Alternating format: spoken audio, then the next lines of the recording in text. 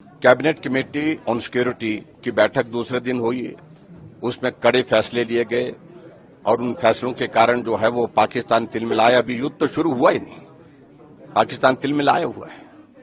ये सारी चीजें उस दिशा में संदेश देती हैं कि कुछ बड़ा होने वाला है।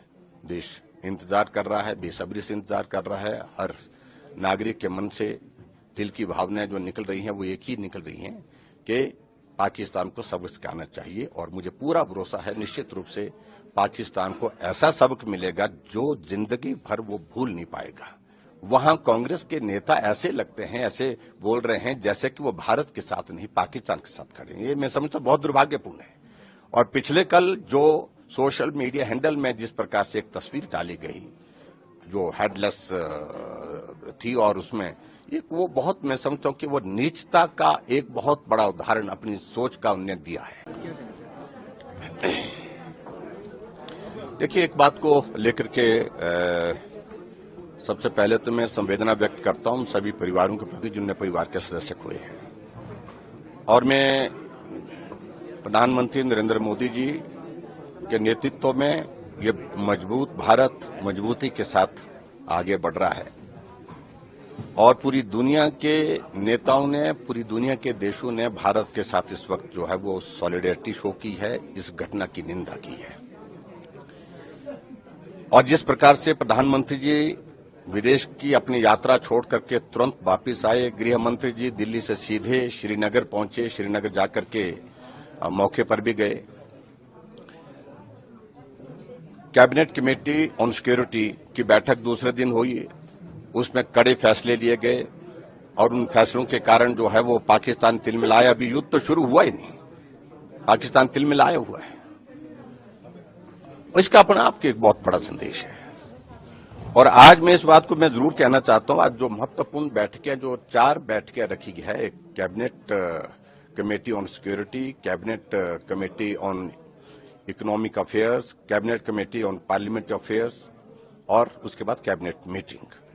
ये सारी चीजें उस दिशा में संदेश देती हैं कि कुछ बड़ा होने वाला है। देश इंतजार कर रहा है, बेसब्री से इंतजार कर रहा है। हर नागरिक के मन से दिल की भावनाएं जो निकल रही हैं वो एक ही निकल रही हैं कि पाकिस्तान को सबक सिखाना चाहिए। और मुझे पूरा भरोसा है निश्चित रूप से पाकिस्तान को ऐसा सबक मिलेगा जो जिंदगी भर वो भूल नहीं पाएगा। और दूसरी बात, मुझे इस बात को लेकर के अफसोस जरूर है कि जिस प्रकार से कांग्रेस के नेता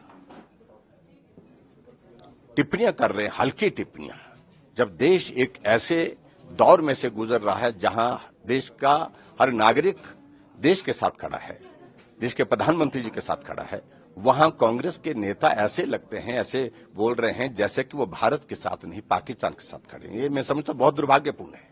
और पिछले कल जो सोशल मीडिया हैंडल में जिस प्रकार से एक तस्वीर डाली गई जो हेडलेस थी और उसमें एक वो बहुत मैं समझता हूं कि वो नीचता का एक बहुत बड़ा उदाहरण अपनी सोच का उन्होंने दिया है।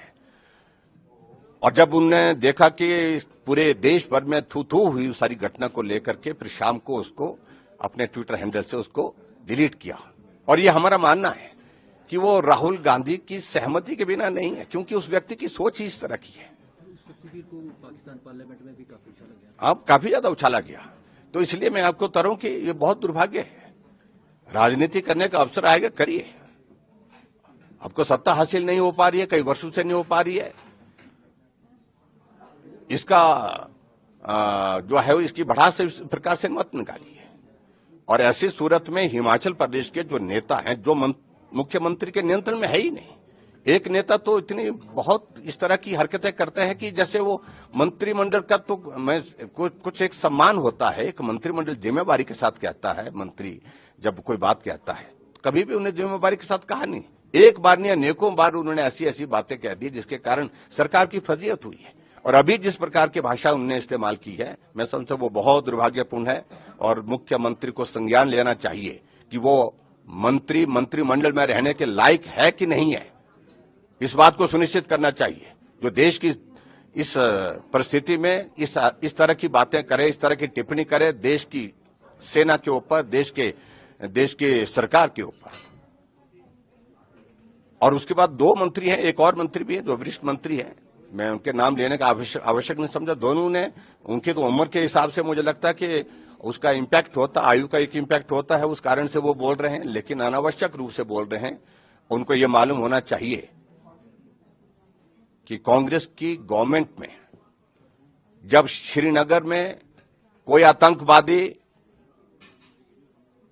मुठभेड़ में मारा जाता था, सेना के साथ एनकाउंटर में मारा जाता था, हजारों की संख्या में प्रदर्शन करने के लिए स्थानीय लोग आते थे, भारत के तिरंगे झंडे को जलाया जाता था, फाड़ा जाता था। और आज नरेंद्र मोदी जी और अमित शाह जी के नेतृत्व में केंद्र की सरकार ने इस बात को सुनिश्चित किया, जहां आतंकवादी मारा जाएगा वहीं उसको दफन किया जाता है। इस बात को उनको समझना चाहिए।